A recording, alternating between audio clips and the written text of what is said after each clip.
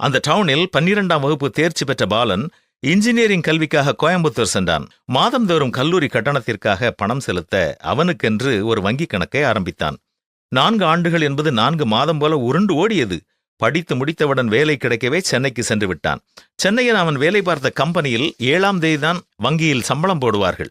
கல்லூரி நாட்களில் மீதம் வைத்திருந்த தொகையை கொண்டு நாட்களை ஓட்டினான். 6ஆம் தேதி வீட்டிற்கு போன் போட்டான். அப்பாதான் போனை எடுத்தார்கள். வழக்கம் போல 2 வரிகள் பேசிவிட்டு அம்மாவிடம் போனை கொடுத்தார்கள். அம்மாவின் சுக செய்தி கேட்டுவிட்டு பாலன் தங்குமிடம், வேலை தொடர்பான சில காரியங்களை பேசினான்.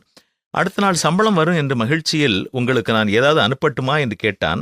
அதற்கு அம்மா, இல்லைப்பா, உனக்குத்தான் அதிகம் வேண்டியது இருக்கும், உன் காரியத்தை நீ பார்த்துக்கொள் என்றார்கள். 7ஆம் தேதி வழக்கம் போல சம்பளம் வந்தது. தேவையான எல்லா காரியங்களையும் வாங்கினான். பின்னர் வங்கியில் சென்று கோயம்புத்தூர் கணக்கை சென்னைக்கு மாற்றுவதற்காக எல்லாவற்றையும் பார்த்த பொழுதுதான் அவன் வேலைக்கு வந்திருந்தாலும் அவன் அப்பா வழக்கம் போல, அதாவது அவன் படிக்கும் காலத்தில் மாதந்தோறும் அவனுக்கு பணம் அனுப்புவது போல இந்த மாதமும் பணம் அனுப்பியிருந்தார்.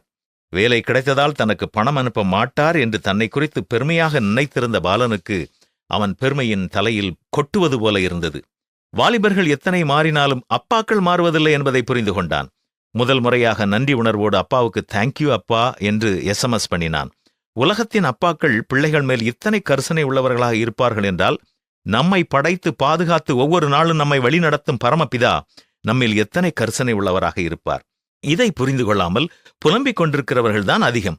இன்று சற்று நிதானமாய் அமர்ந்திருந்து கடந்த நாட்களை திரும்பி பார்த்து, கடவுள் உங்களுக்கு செய்த நன்மைகளை எண்ணி பார்த்து அவருக்கு நன்றி சொல்லுங்கள்.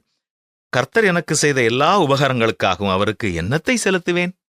இரட்சிப்பின் பாத்திரத்தை எடுத்துக்கொண்டு கர்த்தருடைய நாமத்தை தொழுது கொள்வேன் என்று சங்கீதக்காரன் சொல்வது போல, நாமும் அவர் கொடுக்கும் இலவச விடுதலையை நம்பி ஏற்றுக்கொள்வதோடு அனுதினமும் வாய் திறந்து நன்றி சொல்ல தீர்மானிப்போமா?